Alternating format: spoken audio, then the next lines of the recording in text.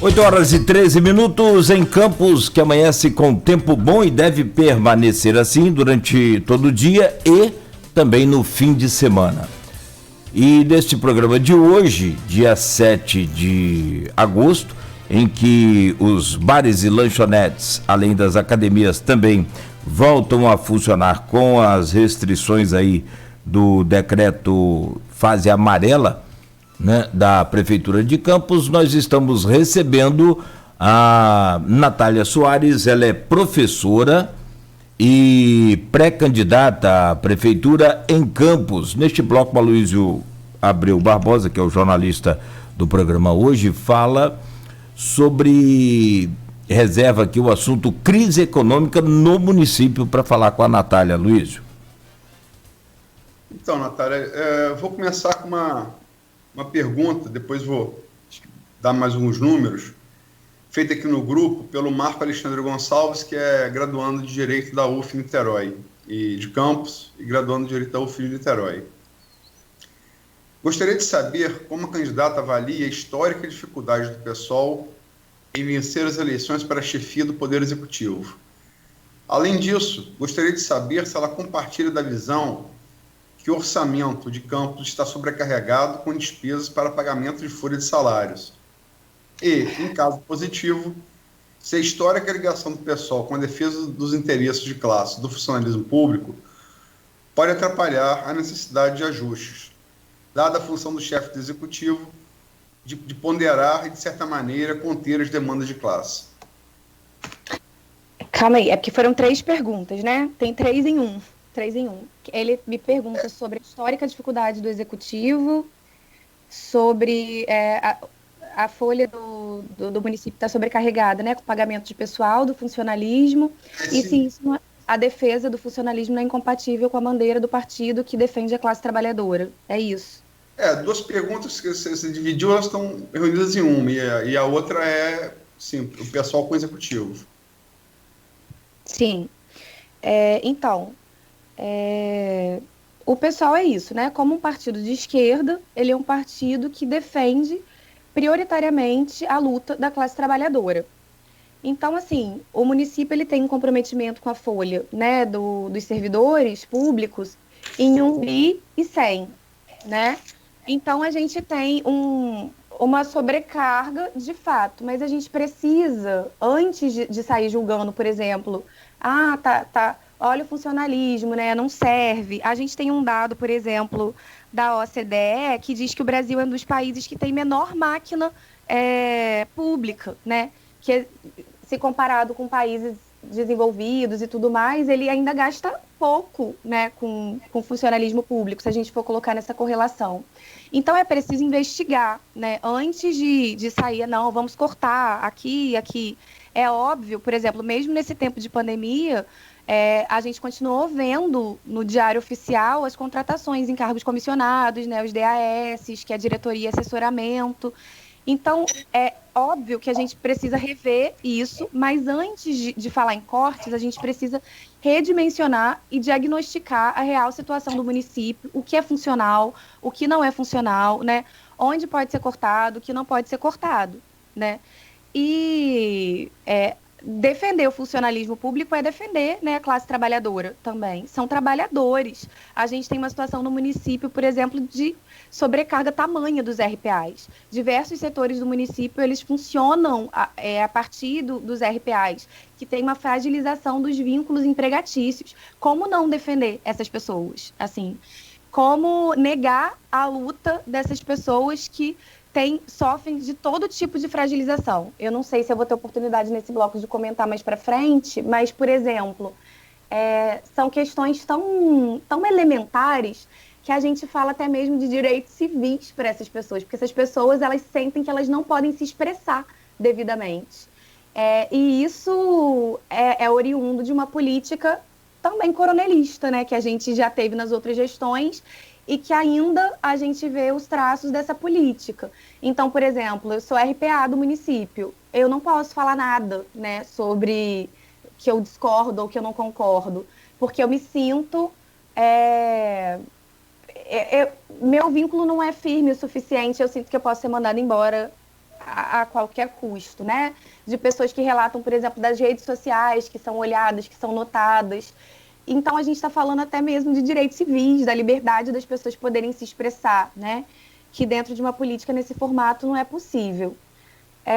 Então, eu diria assim, que antes de falar contra o funcionalismo, que é até uma pauta muito neoliberal até, né? Vamos cortar dos funcionários, e aí tributa todo o peso das crises. E, geralmente, no funcionário público, a gente pensa diferente.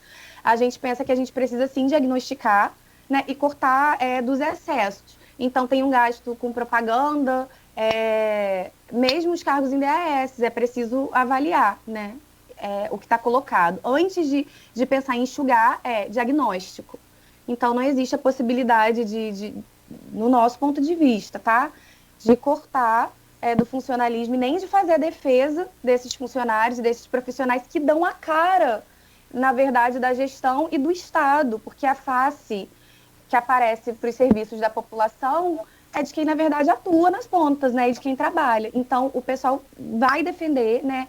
O funcionário e os trabalhadores, porque é também a luta do pessoal, a gente não pode penalizá-los. E aí, eu não sei, eu já ia entrar em orçamento, mas eu vou deixar para depois, porque você colocou que a gente vai conversar sobre isso nesse bloco, né? Eu vou terminar a pergunta, eu esqueci o nome dele.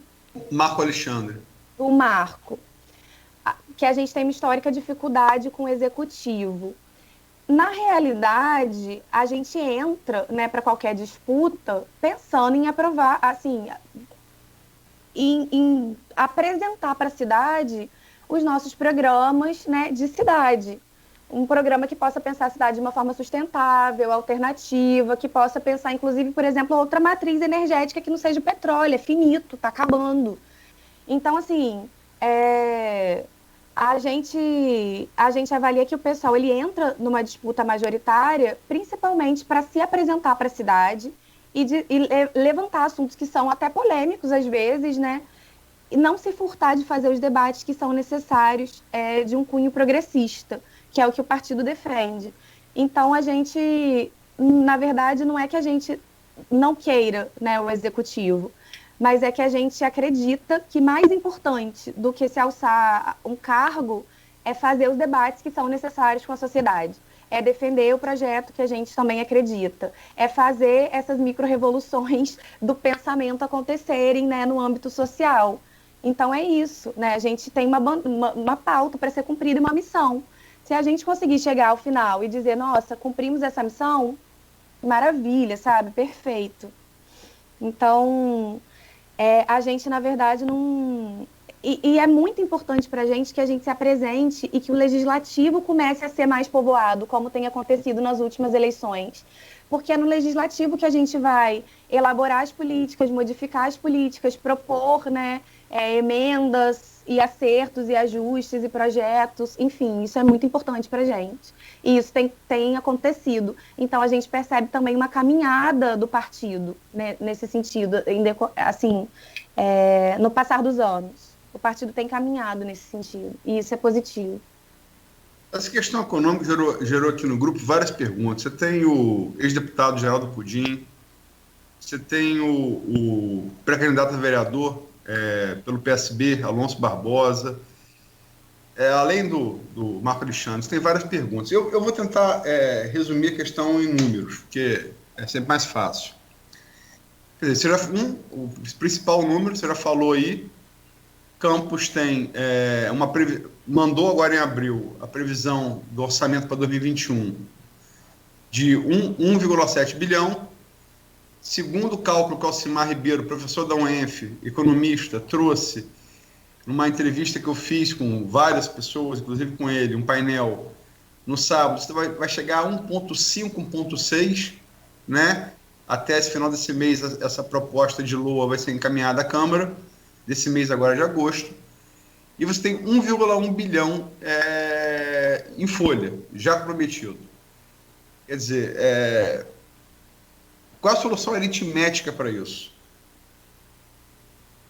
Então, a gente acredita que a cidade ela precisa captar e movimentar também a economia, né, interna da cidade. A gente tem eu fiz uma pesquisa um tempo atrás no mercado, né? O mercado é um lugar fantástico de socialização das pessoas.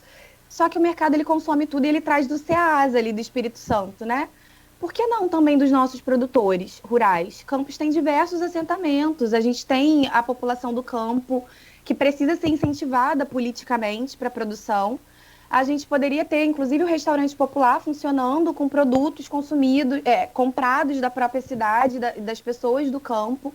Então, a gente tem que pensar uma outra forma de captação que seja alternativa, né? A gente não pode ficar dependente também das rendas petrolíferas, né? Que são royalties e participações especiais. E a gente tem... Campos, na verdade, ele recebe diversos recursos, por exemplo, do governo federal. Eu tenho aqui uma planilha, né? Inclusive, a gente tem no partido o Guilherme, economista, o Germano, contador, então eles estão dando suporte também em fazer essas planilhas. A gente fala muito, por exemplo, de a renda de campos, ainda assim, a receita é uma receita que te permite, né, fazer diversas coisas. E se você ainda incrementa e pensa num desenvolvimento que possa ser sustentável, fortalecendo os pequenos produtores rurais, você tem também uma arrecadação que é maior dentro do município. E a gente tem que, na verdade, abandonar o paradigma da monocultura. É preciso trocar de paradigma, né? Em vários textos a gente lê que Campos deu uma sorte histórica, que quando o açúcar está entrando em declínio na década de 70, a gente vai lá e descobre o petróleo na bacia. E aí a gente fica focado nisso, e na verdade a gente pensa muito pouco em formas de arrecadação. A gente tem o IPTR, que é o imposto, né, nas propriedades rurais, que é muito mal tributado, é pouco tributado. E a gente tem latifúndios, a gente tem grandes extensões territoriais na cidade de Campos. Então, isso é preciso pensar numa cidade que pretende ser sustentável em formas de arrecadação e em formas de incentivo aos pequenos da cidade. Eu acho que a gente precisa colocar isso também para o debate. E apesar da gente ter, por exemplo, essa renda, a gente gastou muito pouco. Olha, a assistência até esse ano de despesa líquida efetuada, a gente tem 26,57% do que foi efetuado na assistência. Poxa, se a gente olha para a situação da assistência, é uma situação calamitosa, a gente já não tem mais nenhum programa social sendo vivido na cidade. E isso, inclusive, aumenta números de pessoas que estão na rua, de trabalhadores, enfim, assim, trabalhadores informais, taxas de criminalidade. A gente precisa também falar sobre o trabalho. Então, eu acho que o pessoal ele vem para tentar refletir essas questões e pensar aqui, né, nessa planilha de orçamento como captar recursos e como entender esse orçamento. A gente tem, por exemplo, 30% do orçamento previsto que é remanejado dentro da Câmara. Isso é grana pra caraca, né? Como os 15 milhões que eles puderam remanejar. Então, fica até um orçamento que a gente tem dificuldade para entender, porque parece, né, o previsto é executado de outra forma e a gente não sabe muito bem onde estão essas coisas. Então, a gente precisa também falar sobre isso. De investimento, por exemplo, na máquina pública, é irrisório, não sei nem definir, né? A gente tem de investimento, por exemplo, o último dado que a gente tem de 2018, 56,16%, né, de gasto com pessoal. E olha isso, assim, de investimento para fazer melhorias substanciais e material permanente, para investir na máquina pública. A gente tem 1,31% só de recursos aplicados.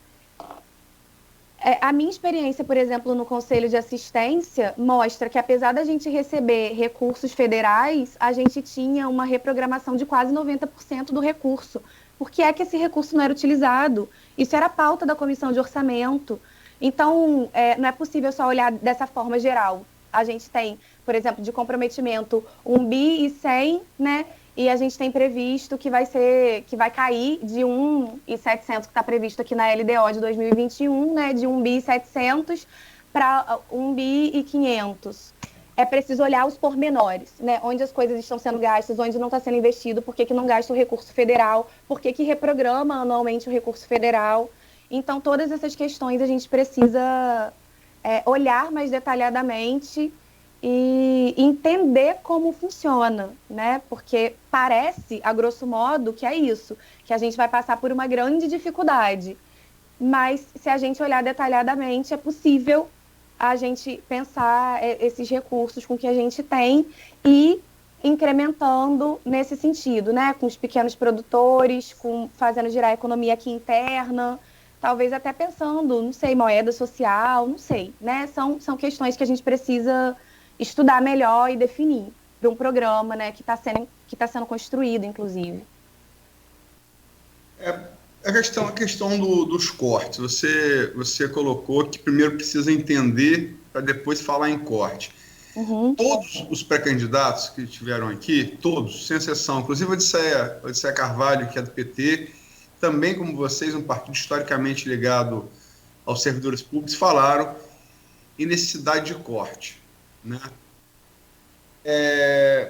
Você está relativizando um pouco isso. Você não acha que essa questão orçamentária, independente de onde o corte tiver que ser, ele é inevitável? Talvez sim, mas olha, existem escolhas que são fundamentais, por exemplo, e eu acho que penalizar, né, o trabalhador definitivamente não é uma escolha a priori que o pessoal vai fazer. Não vai. Eu acho que assim, a gente precisa pensar, é isso, mas a partir de um diagnóstico. Então a gente precisa de um mapa que faça o diagnóstico dessa situação para enxergar onde é necessário corte, onde não, sabe? E se é necessário, de fato. Porque eu estou te colocando isso do orçamento, que olhando os pormenores, a gente vê que tem recurso que não é gasto. Cadê a crise, assim? Reprogramar 90% de uma verba da assistência federal, utilizar da assistência, né, no Fundo Municipal de Assistência, por exemplo, a gente está em agosto, 26,57% do recurso. Então, assim, a gente precisa olhar detalhadamente isso e fazer o diagnóstico. Eu acho que não é possível falar, porque, na verdade, eu acho que é uma posição até um pouco... É que eu não queria usar essa palavra, assim, né? Tipo, porque não é isso, eu só não tô conseguindo me expressar muito bem, né? Meio superficial, porque olhando a grosso modo, é isso mesmo, parece isso, a aparência é isso, mas a gente não sabe o que tá lá por trás, assim, sabe? Em essência, em detalhes, em coisas que são pequenas, onde é gasto, onde não é gasto. A Luísa. Por exemplo, agora a gente tem o movimento de Campos, né, que é o Resista Campos, que fala sobre uma verba de 47 milhões que vieram do governo federal para o combate à Covid e que a gente não sabe para onde foi, né? Ninguém sabe, nem no Conselho da Assistência, nem na Saúde. E aí essa verba está onde, assim? Não sabemos. Então é preciso olhar essas coisas com mais detalhe, sabe? Se debruçar de fato sobre isso. A questão do servidor, só porque a gente não ficar falando sem dar número, Campos tem hoje 14 mil servidores ativos, ao custo de 60 milhões mês. Campos tem hoje 4,5 mil servidores inativos, ao custo de 3,5 milhões mês. Campos tem hoje 1.000 DAS, ao custo de 3,2 milhões mês. E Campos tinha até a pandemia 3.000 RPAs, ao custo de 5 milhões mês, eles estão agora em torno de 1,5, porque vários equipamentos foram fechados. Nós estamos falando aí, entre concursados e não concursados, 22,5 mil servidores. Não e Campos tem menos de 600 mil habitantes. Não é muito, assim, em tese, grosso modo, não é muito servidor para a população? Então, eu acho que é preciso, assim, investir em outras áreas, né? A gente tem o setor de serviços. Se a gente faz mobilizar, né, e movimentar a economia em outros setores, a gente também tem a geração de trabalho em outros setores. Grosso modo, realmente, né, parece, mas a gente tem uma população também de 503 mil habitantes, né, agora de 2018, esse dado. É uma cidade que talvez o principal empregador, e é isso, né, é a máquina pública. Sim, eu acho que a gente precisa, de fato, repensar isso. Só que eu não sei te dizer, assim, como é, né, que a gente faz isso de uma forma que a gente não penalize. E é isso, eu acho que uma forma que não penalize é fazer um diagnóstico da situação, um diagnóstico mais apurado da situação, né? É preciso, sim, repensar. Por exemplo, a gente tem aqui esses cargos, né, de DAS, que são 1.000, que você colocou, né? Tem 3.000 RPAs. Assim... Atualmente, de 1 a 1,5 mil, porque vários equipamentos foram fechados por conta da pandemia, né? Sim. Então, a gente tem, assim, um profissional que já é extremamente, né? Eu vejo na área da assistência, por exemplo, no SEAB concurso desde a década de 90, se não me engano, para assistência social. Então, a gente também precisa pensar essas formas de trabalho. É um trabalho completamente precarizado, né? A gente tem até um autor que fala sobre o privilégio da servidão, que é assim, se você consegue um trabalho agora, é um trabalho completamente destituído de direito, e essas pessoas estão destituídas de direitos.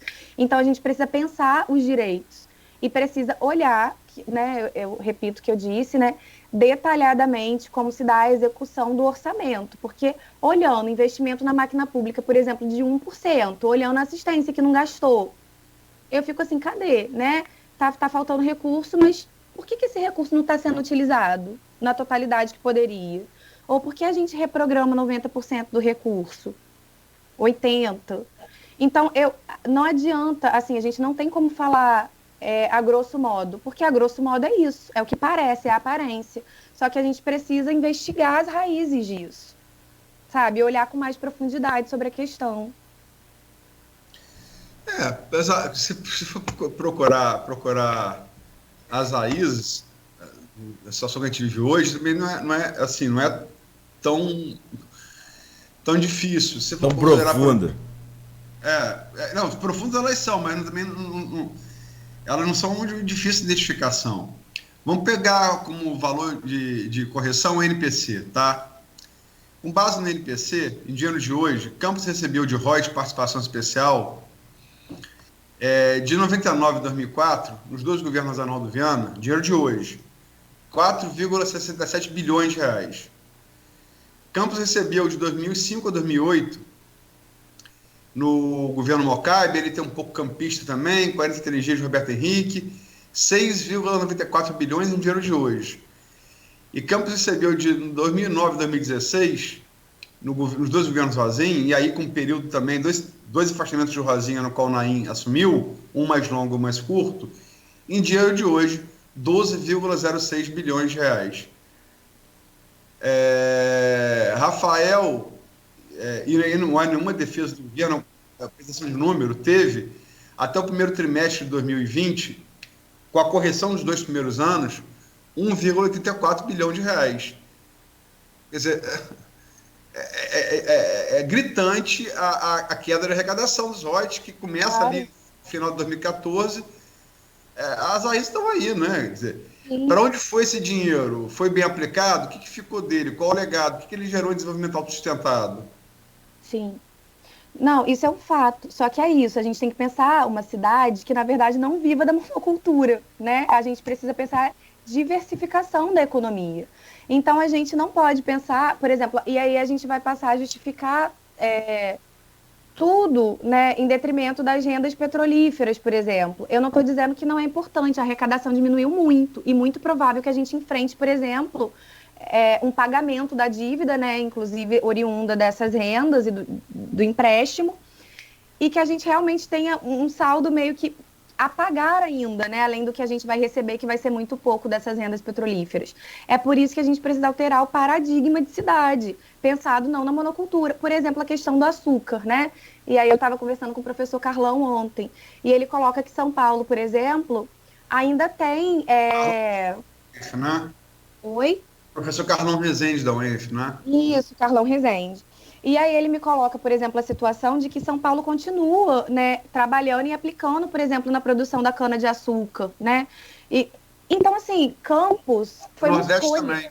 O Nordeste também. Então, foi uma escolha política não continuar investindo também nas indústrias açucareiras, né? Apesar de ter tido um declínio, sim. Mas eu acho que teve também uma acomodação política. por exemplo, não, agora a gente tem essa renda que está chegando, né, aos montes, e vamos ficar quietinho, não vamos nem cumprir nosso papel cobrando, por exemplo, as rendas que a gente precisa cobrar, né, as taxas que a gente precisa cobrar. Então, uma acomodação política e uma falta de direção política, de diversificação. Mas escolher monoculturas para Campos ficar sempre dependente de uma coisa, né? Num período histórico está dependente do açúcar, a gente viveu da pecuária, né? Lá no século XII, XIII, então a gente tem a pecuária, depois a gente tem a cana-de-açúcar, aí depois a gente tem petróleo. Então, não dá para ser assim, sabe? Eu acho que a gente precisa quebrar esse paradigma. A gente está falando de uma concepção diferente de cidade que precisa ser pensada, de um paradigma que precisa ser quebrado. Século XII e XIII, estamos falando dos índios de Guatacá, né? Que é português. Mas português, logo assim que instaura a capitania, né, de São Tomé, sim, século XVI, me desculpa, isso. E logo assim que a gente tem a capitania, a gente tem nessa atividade pecuária, nessas partes não alagadas da cidade. Começa em 1632 com 7 capitães, com pecuária e cana. E a cana ela vai de 1632 até ser mais específico, 1977, onde é feito o primeiro carregamento comercial de petróleo na Bacia de Campos. Então ela leva um tempo, que é substituída pelo petróleo. Agora, em relação a isso que você está falando aqui, eu só queria terminar esse bloco com uma pergunta aqui da professora, sua colega professora de magistério, Ana Karina Vieira de Azevedo. Essa pauta política partidária não engessa a pauta econômica? Não é pouco pragmática? Eu acho assim, qual política não é pragmática, né? A gente precisa ser pragmático. Então, acredito que, assim, eu não estou colocando que a gente, por exemplo, não vai fazer os diálogos que são possíveis. E, inclusive, eu vejo como muito importante que, independente, né, eu ou outra pessoa que entre para a prefeitura, né, para a gestão municipal, executiva, faça o estreitamento das relações com as universidades que estão pesquisando essas questões. Então, é pragmático nesse sentido, de seguir, por exemplo, a ciência e as normativas científicas e os estudos que estão em andamento, em análise, sobre como alterar esse paradigma. E é isso que eu estou colocando. Na verdade, não existe a impossibilidade de diálogo. O que existe é análise diagnóstica. Você não pode partir de uma situação com uma coisa dada. Você está entrando, você precisa conhecer o terreno, você precisa conhecer o campo. Qualquer pesquisa é assim, né? Eu não vou fazer uma pesquisa, por exemplo, de tese e não vou conhecer o meu campo. Eu preciso entrar para conhecer, fazer o reconhecimento do território. E é isso que eu estou colocando. O diagnóstico serve para isso, né? O diálogo, ele existe, ele tem que estar aberto, a gente tem que conversar, né? Rafael foi muito criticado por isso, né? Por pedir esse tempo para análise antes de um ano no início, foi muito criticado por isso, né? O atual prefeito Rafael Diniz, pré-candidato à reeleição. Eu acho que, inclusive, assim, esse é um dos pontos positivos, né? Talvez do Rafael, tentar um estreitamento com as universidades, né? Só que, ao mesmo tempo, e aí eu me lembro do mestre Elinho Coelho, né, que foi meu professor, caminhante não há caminho, né, citando o poeta lá espanhol, caminhante não há caminho, o caminho se faz ao caminhar. É isso, é estreitamento com as universidades e caminhando ao mesmo tempo, né, não dá para ser uma coisa, vou pegar, né, esse período aqui, vou ficar um ano em análise e conversa com as universidades. Não, você precisa alguns meses, sim, mas aí vamos embora, né, vamos para ação também. Até porque programaticamente a gente já elabora, a gente já vem fazendo esses estudos durante essa época de construção do programa, já vem estreitando diálogo, já vem conversando com população vulnerável, já vem tentando diagnosticar o que a gente consegue a partir do portal da transparência também em questão de orçamento, do boletim socioeconômico do TCE, né? Então a gente vem fazendo esses trabalhos. Cláudio, são 8h42. Tem um último bloco ainda. Tem. Não, vamos lá então. Deixa. Eu comento depois ou numa outra oportunidade.